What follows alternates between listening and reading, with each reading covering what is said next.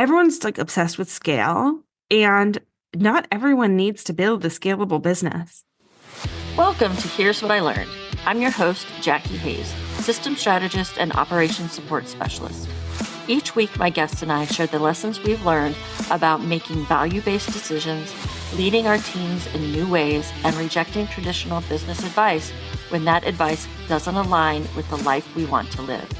If you're a solopreneur or small business owner tired of the same old scale for the sake of scaling way of doing business, then you'll want to stick around and take a listen. So put in those earbuds, get your morning mile started, and enjoy the episode. Today's guest is Frenchie Ferenczi. When I asked her what talent she would showcase on America's Got Talent, her answer was giving unsolicited advice, which made me giggle. Frenchie is a growth strategist who partners with startups, creatives, and industry experts ready for their next level of growth.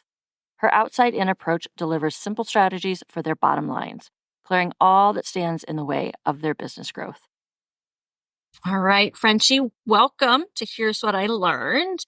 I'm going to kick things off with a question for you, and that's, what does it mean to you to be doing business your way? Love this question.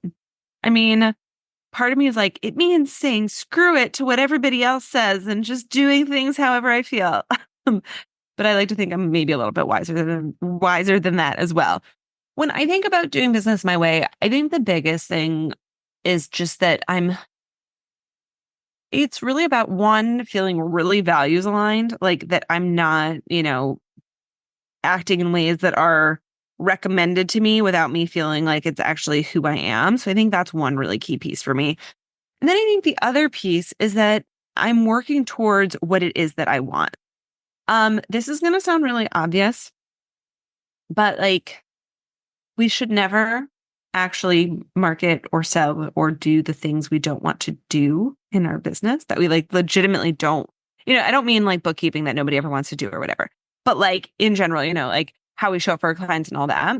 And I think that I have a prolonged history of abandoning my own desires in favor of what I think I should do, what other people have told me to do. And so I think really always making sure that I'm not getting stuck in that cycle of, what I know it sounds really big to be self-abandonment, but to some degree it is that. Yeah. Can you tell me about an experience that you did that and how that turned out for you? I have always been on the fence about how and when to use income report marketing. I don't think that talking about people's income results is necessarily a bad thing. And for example, you write your monthly emails about your business reviews, and I think there's something really great about that. Obviously you show the transparency of the ups and downs, where a lot of income report marketing is exclusively just the ups that people have. But I've always been kind of torn, do I really focus on that as the core thing? And in the, winter of 2023, I went on a podcast and I talked about how I had 4x'd my revenue in a year, which was true and real. And I was really proud of it. And I still am really proud of that. But it really led into this full on real, really strong marketing message exclusively around this revenue growth. And it lacked the nuance that I typically try to bring to any conversations about revenue growth or that sort of result in business. And I launched kind of on the heels of that. And I got a lot of new leads and I got a lot of interest. And I had my launch. I had a lot of people sign up. And for the first time in the history of that program, and actually the only time in the history of that program, because there's been launches since then, I had, I want to say, 30 or 40% of participants end up canceling or leaving midway through because they weren't my people, because they were the people who came in for that instant revenue win. And that's not really what I sell. It's a possible outcome of what I sell, but it's not the promise that I really want to make or be known for. And so that was just a good example of being it always felt icky to me to lean into that too much. I decided to lean into it, and I was right for it to feel icky to me because it didn't serve me. So if that's not what you want to be known for, what do you want to be known for? Yeah. Well, isn't that a good question? I'm mean, my dream, I just want people to come to me for advice about everything and for them to just listen to me because I think I give really good advice, whether it's like, I only give advice in things that I have some experience in. So it's typically like parenting, business, relationships, career. Those are like the 4 areas. And spaghetti. And spaghetti, of course. Don't forget the spaghetti. Um, but I think that what I really ultimately want is that for people to feel like they are seen and validated. And that's obviously really big. And right now, the way that that shows up is through giving people a business strategy and tools that they can use to grow their business in a way that feels values aligned, in a way that feels goal aligned. That's not just one key outcome goal, but also like lifestyle goals and, work-life balance goals, fitness goals, whatever it is. There's a lot of factors that play into what a multifaceted life looks like. And I think that when I think about business and business strategy, I come at it through the lens of like the deep, deep belief that business or work or career is just one facet of our life. And if we build a strategy that assumes that like the corporate norms, right, that career is whatever that like 35% of your life or whatever that percentage is. I mean, one, I think it's gross on the corporate side anyways, but certainly on like the entrepreneurial side, small business owner side, most of us didn't start this to just like, perpetuate those corporate norms. So I think really giving people space for that and letting them feel that sense of wholeness in everything else in their life alongside their business, but not just in their business. I think you said something there about we all started our business not just to replicate that, but that's what we know. And I feel like when we start our business, we just kind of do that. Have you seen that with your clients? 100%. I've seen it with my clients. I actually, yesterday, I was on a call like in a mastermind that I'm a part of. And this woman was talking about just how much she was having just a hard time knowing what to prioritize, what to do when. Sales are a little bit slow. And so as a result, she's not super busy with client work. And I was like, this is going to sound crazy because you're like, there is this scrambly feeling we all get when our sales are slower. I was like, I think you need to cut your days off at like 3 hours. I think you need to give yourself a shorter time frame to do the things that you need to do because right now you just don't have that much to do. And maybe that's okay. Like, who said you need to fill 8 hours in the day? Like, and if you can create some artificial pressure, I think you'll actually be able to perform better within that time frame. And then book a workout that you can't cancel or a walk with a friend or just something that kind of forces you to stop because it's very easy to not stop. But I think that when we are looking at our business, it's like, okay, I have 8 hours a day of blank space to fill, and now I must fill it. It feels annoying. And then on the flip side, when we do get really busy and we're working 8 hours a day, I don't know about you, but on those days, I get really annoyed. I'm like, wait, I have the word who gave me who said I should do this? Like, this is not what I want. Like, I want to go for a walk today. So I think creating, as with everything, I feel like there's nuance. But I really like the idea that maybe some days are 8 hours, maybe some days are 12 hours, but there's also the days that are 0 hours, and we get to decide that and own that. I think we also tend to forget that when we worked 8 hours at a corporate job, we were not working for 8 hours. Oh my God, no. I mean, let's chatting all the time. Or shopping on Amazon. So yeah. Totally. If I was to like figure out how many hours I was actually productive in my job, it was probably 3 to 5. Yep. Quite honestly. So. Yep. 1,000%. Yeah. So tell me how you got into business yourself. Yeah. So I started in startups. Actually, I started in restaurants. So post-college, I started in restaurants. At the time, I had a food blog and I just was like, I love food and restaurants and all that. So I got like deep in the New York City restaurant world, which was really fun, really booze fueled. And, like just living, I was like out until 3 every day and just doing all that. Like that was early 20s life. And at a certain point in time, unsurprisingly, I totally burned out. And I was like, okay, I really like hospitality, but I don't know that restaurants are my jam. And so then I kind of started to pursue other opportunities, mostly in hospitality and in startups. And then kind of followed that path for a while until 2018. I started at The Wing, which was a women's membership club that started in New York. I grew The Wing from 4 locations to 11 locations and 3,000 members to 12,000 members. So I had this really, really big and exciting job, and I was part of something that was super mission driven, and at the time was like just it was like everyone was like, "Oh my God, you're going to work at The Wing." Like it was kind of like Devil Wears Prada in over time, really like Devil Wears Prada, but it was like the girl that every girls would do whatever for this job or whatever that line is.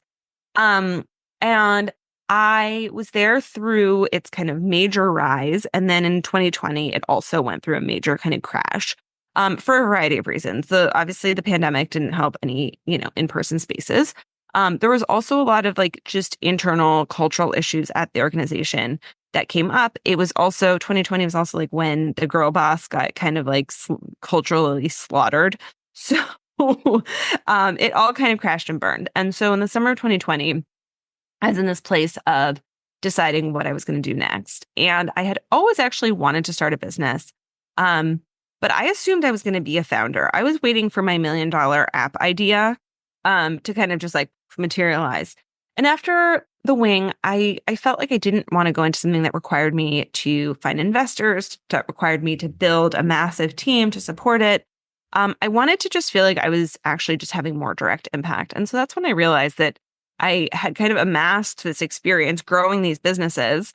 And that I could help smaller business owners with their businesses, and I could help them avoid some of the mistakes that I saw being made at this larger scale. And also, a lot of these smaller business owners who I've met since, I realized don't have the corporate experience that I have. And so they need some of those structures and frameworks and tools in place in order to grow and expand their business. So truly, from one day I was interviewing for jobs, and the next I was like, "Oh yeah, I'm starting a business." And people were like, "You're what?" And I was like, "Yeah, that's what I'm doing now." And one of the things I'm really proud of that moment is like from day one, I treated my business like a business. Like I went in head first and I fully committed to what it was and to giving it my best effort. You were talking about, not necessarily wanting investors, not necessarily wanting this huge team. And so much of the advice out there when you pick up like small business books or entrepreneur books, it's all about being able to take yourself out of the business so that if you want to go on a year-long vacation, your business is still running for you. But a lot of the people I work with, that's just not how they want to do business. Like they want to still like be their business. Is that kind of how you feel about your business? Yeah. So it's funny that you say that. I've been just thinking about this a lot recently and also having this conversation a lot. Everyone's like obsessed with scale, and not everyone needs to build a scalable business. And so that argument of like, you need to be able to pull yourself out of the business is true if you plan to scale. But I don't even know if at this stage I want to build a scalable business. I don't know if that's what would be the most fulfilling to me. And so I think that for me, I think I can see myself having a team of maybe 3 people, contractors and different, right now, I guess I have 2. I have a VA and I have a podcast manager. And so they're both contractors, they're both part-time, but they help me with some of these like kind of consistent execution pieces of my business. But I like to be in there with my clients and I like to be close to them. And when I map out my business model and when I map out my revenue and when I'm building a strategy around that, I'm still very much in it. I am still very much client facing, and that excites me and that feels rewarding to me. And I may get to a place where that's not what I want. But until then, I don't know that I need to necessarily go down that path. I think one of the mistakes or one of the kind of like myths out there is that we just need to keep growing. Like that there is no, the limit is there, the limit does not exist. Exactly. And I actually think that is true for some people. That is what some people want. But in my case, I have a pretty clear sense of like what the salary is that I want to pay myself. And I'm building a business that allows me to pay myself that salary. And then I can decide what I want next. But for now, that's really my target. I like that you brought that up about like deciding on your salary. I think we also have this message of having $1 million businesses or whatever it happens to be without any context of like is $1 million really what you need or Yeah. what you want? And so I sat down to figure out my salary. And then if I brought on a couple of contractors, and what does that mean? And my business does not need $1 million a year for me to live the life of my dreams and pay Yeah. people well. So, it felt like I took a lot of pressure off myself when I actually Right. looked at the numbers, which I know is one of your huge things. Yeah. Talk about your concept of staying close to the money. Yeah. Yeah. Yeah. So staying close to the money, the way that I think about it is where we invest our time and energy, we need to be able to measure the impact that it has on our key metric. So for most of us, that key metric is revenue. I've had clients who actually want to take 3 months off in the year and still maintain their revenue. So there's kind of different metrics that we can go for. But in general, when I think about staying close to the money, I'm really like, how can you attribute where you spent your time and energy to the results that you want? And so where it starts to get fun and kind of fun to play around with is when you're in early stages, and let's just say you're doing mostly personal connection outreach to sell and to connect with potential clients, it makes sense for you to spend more time doing that. Over time, like, and I'll just use myself as an example, for the past 6 months, one of the things that I've been extra hyper focused on has been list building, because what I started to see was that if my list increased by, let's just call it 200 people, I would see an additional 1 to 2 people sign up for my boot camp. And so based on my targets for my boot camp, I want to grow my list accordingly.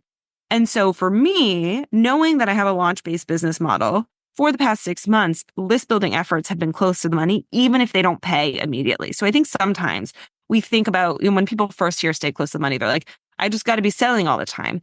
And it's not that, but it's really like knowing that our time and energy is finite, and that our time and energy is, really valuable and the most valuable input into our business. How do we make sure we're getting something back from it every single time we sit down to work? I like that concept. And I like how you point out with it's not a sprint. You're not going to see it necessarily right off the bat. And that's something I think we tend to forget when we start a business, is that it is a marathon, and you don't see a return on your time and investment sometimes for months at a time. So Totally. So one of the things that you have been talking about a little bit lately, because I went to your workshop, was pivoting. Mm-hmm. If somebody, has been running their business for a while now and they realize they're not doing business the way they want to be doing business, what kind of advice would you give them? Yeah. So high level, my most favorite piece of advice is to get specific. Get specific about what's not working. Get specific about where you want to go. What I see sometimes is that because our feelings can be really loud, it's like something feels wrong. Everything's wrong. But that is harder to solve than like, oh, I really don't like how I've been showing up on social. Or, I really wish I was more consistent with my emails. Or, in other cases, like, what's going on that my sales are slowing down, right? But getting really specific to identifying that tangible problem that sometimes our physical and emotional experience is trying to tell us is happening, but we still need to actually get into the facts. So I think that's one really key piece, is like, if you feel like you're not doing things your way, get specific about what's not going your way. Why is that happening? And then I think from there, I think there's a couple paths to go down. One is really identifying, does it not feel good to you right now? Do you feel like you've escaped yourself, or do you feel like your business is escaping you? And that's kind of a little bit like theoretical and heady, but I do think that like both of those things can be happening and the solutions look different. Because sometimes it feels like our business is escaping us because we're like, I don't have control over the outcomes like I used to, right? And we're seeing that a lot for people right now, where sales are just slower. So if they're used to seeing a 1% conversion rate on their email list size, maybe they're seeing 0.5%. And so it's like, wait, I'm doing all the things, I'm doing everything right, and yet I'm not getting what I want. And so that's kind of like my business is escaping me. But I think if we're losing sight of ourselves, a lot of times that can be the reaction to when it feels like business is slowing down. Like, oh, maybe I just have to give in and start a funnel, or whatever it might be. And I think that's where you have to suspend disbelief a little bit for a period of time and just be like, and really ask yourself, 10 years from now, if I have built my legacy on something that I don't believe in, will I feel good about it or not? Like, am I trying to put a Band-Aid on a short-term challenge or frustration at the cost of my own sense of self-worth and confidence down the line? And these are hard conversations to have with ourselves, especially because I don't ever want to undervalue the fact that these are our jobs and this is how we eat and pay our rent and do all that. And so I think that sometimes I'm curious to hear what you think about this. A lot of the messaging that we get around business is like, stick to your one offer, or like, don't do the one-on-one if you don't want to do the one-on-one anymore. And I actually think that sometimes it leaves people feeling better when they're in a financial situation where they need to like just make money. It leaves them feeling better to like kind of go back to like the offers that they had kind of graduated from or whatever, than to separate from their values in how they sell, how they market, and how they connect with people. So there's no shame in kind of going back to the thing that sells or experimenting on something as like a bridge between when things aren't working as well. And I'm curious, do you see what I mean? I feel like there's a lot of that messaging of just like, just one offer, just two offers, rather than like, what if someone just wants to pay me to, for a while I had a client and I was doing her social media for her. That's like that's not my brand. That's not what I do. What she needed from me, and it was like good money, and I was happy to earn that. So I did it. Yeah. I think, and you have known me for a while, that's kind of what I have been doing. It's a little bit of a bridge, but I have gone back to the things that I was doing a little bit at the beginning of my business because that is what people are wanting. And it doesn't go against my values. I still enjoy doing it. And that's what's bringing money in. And that's the important thing for me right now, beyond I'm still running a business that I feel good about. Yep. And can pay my bills. So those two things are really important. Right. And there's this other business model and business type that you're still working towards and still building. And like maybe the path to getting there is a little bit longer. But I think that, I think sometimes we see it as a step back or a failure or something like that. And I actually don't know that that's really the case. I think sometimes it's wise and smart. And, even in startups, like there are times when, let's just say someone's raised like a seed round and they're not quite ready to raise like a Series A. And so they raise what's called a bridge round. And so anytime, I think that's like a really nice like reframe or use of that language for ourselves is like, oh yeah, I'm in my bridge round right now. This is my bridge work. I like that. And I also think about the fact that, if you ever worked in corporate, you thought you were going to like this job, but you get in there and you're like, oh no, this is not what I thought it was going to be. The same thing happens when you start a business. You think you're going to love something and maybe you don't. And it's perfectly okay to go back to something or try something else. Totally. Like that experimentation and that ability to be nimble is what lets us be us in our business. So what is one piece of advice you would give Frenchie at the start of her business, like the day one? Day one. I think don't assume that you know what people need. Do your voice of customer research. Learn from the people that you want to work with and really gather that information. I think if I had done that, I probably would have like gotten to more sales sooner. Yeah, I agree with you on that one completely. Wish I'd done that too. Yeah. Where can people find you? So you can download my freebie, Stay Close to the Money, where I go into all more details about how to stay close to the money, which we touched on briefly. I'm also very active on Instagram, so you can find me there, mostly sharing opinions. And I will have links to all of those in my show notes. Thank you so much for being here. Thank you so much for having me. This was so fun. It was. Thank you. Thank you for listening to another episode of Here's What I Learned. You can find the show notes and transcripts at jackiehayes.online/podcast. If you enjoyed this episode, please be sure to leave a review and follow the show. Be sure to find me on Instagram at JackieHayes_OBM and let me know what you learned from this episode. Catch you next time on Here's What I Learned.